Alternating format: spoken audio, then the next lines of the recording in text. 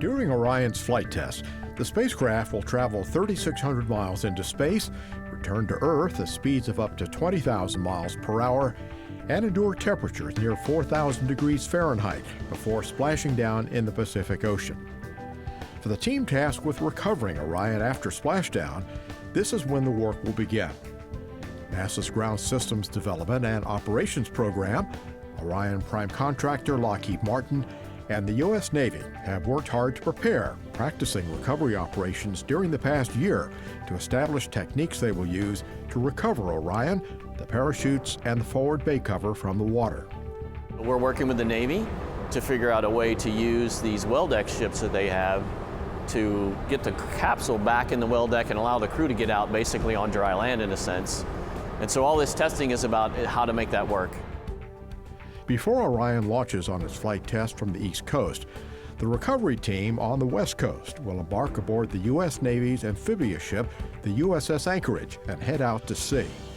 All of the necessary hardware and equipment will be carried below in the ship's well deck. It also is where Orion will be secured after the team recovers it.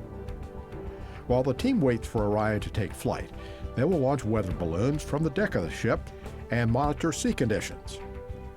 Meanwhile, about an hour before splashdown, the helicopters will take off from the ship's deck and fly out to help locate Orion as it makes its descent toward the ocean. The helicopters also will help the team track Orion's protective forward bay cover and parachutes for the recovery. Teams in rigid hull inflatable boats will find and secure the hardware with floats until they're able to safely recover it. Minutes after Orion splashes down, the crew module uprighting system will inflate to help stabilize the spacecraft in case it doesn't land heat shield first into the water. U.S. Navy divers in Zodiac boats will check for any hazards around Orion. Then they'll attach a sea anchor, load distributing horse collar, and tether lines to the crew module, and work to guide it to the ship's well deck. So it's our way of recovering the Orion crew module, and we do it in a way that we protect the heat shield so that we can get as much good information as we can for the engineering analysis that we'll do moving forward. The spacecraft will be set down on rubber shock absorbers secured to the deck, and the ship will head toward calm waters. The crew module will then be put into its recovery cradle and readied for offloading. The ship will then begin the journey back to Naval Base San Diego. The team also is prepared to use an alternative method of recovery in case Orion can't be recovered using the ship's well deck.